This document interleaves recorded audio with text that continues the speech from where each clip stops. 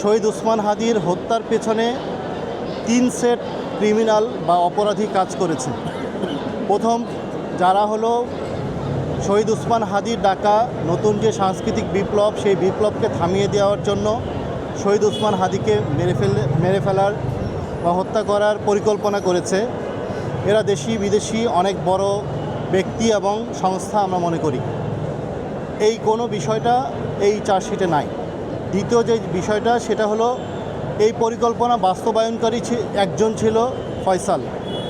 আমাদের দৃঢ় বিশ্বাস যে যেভাবে প্রকাশ্য দিবালোকে হত্যা করা হয়েছে এইটা কোনো স্বাভাবিক ঘটনা না।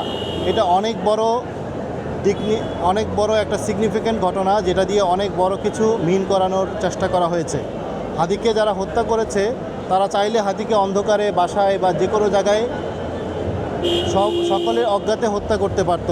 কেন প্রকাশ্য দিবালোকে হত্যা করতে হলো? এইটার একটা বড় মিনিং আছে, যেই মিনিংয়ের কোনো জবাব এই চার্জশিটে নাই। যার কারণে আমরা মনে করছি যারা এক্সিকিউটর, এই এক্সিকিউটর ফয়সাল একজন এক্সিকিউটর না, এদের অনেকগুলো প্ল্যান ছিল। হয়তো ফয়সাল যদি ফেল করতো তাহলে দ্বিতীয়জন এসে হত্যা করত, দ্বিতীয়জন ফেল করলে তৃতীয়জন হত্যা করতো। তারা কোথায়? তারাও কিন্তু পালিয়ে গিয়েছে। আর এই এক্সিকিউটরদেরকে যে যারা সেফ এক্সিট করে দিয়েছে, আপনারা জানেন যে 7-8জন আসামিকে এখন পর্যন্ত গ্রেপ্তারই করে নাই, যারা মূল হত্যার সাথে জড়িত।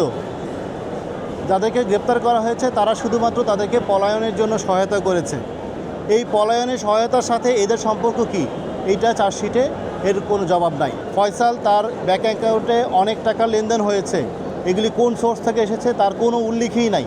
শুধু তার চেক বই এখানে জব্দ করা হয়েছে। এটা দিয়ে কী মিন করে যে এই তদন্তে প্রচণ্ড রকমের অবহেলা ছিল। শহীদ ওসমান হাদি সারা জীবন ইনসাফের জন্য লড়াই করেছেন এবং তিনি বারবার বলেছেন, আমাকে যদি মেরে ফেলা হয় আমার বিচারটা করিয়েন।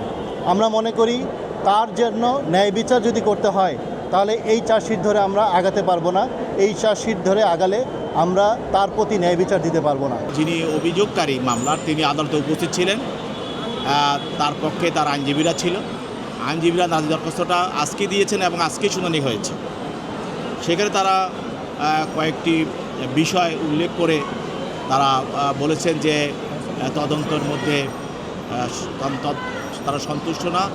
সেখানে এই মামলার বিভিন্ন বিষয়গুলো তারা তুলে ধরেছেন এবং সেগুলি এই তদন্ত রিপোর্টে আসে নাই।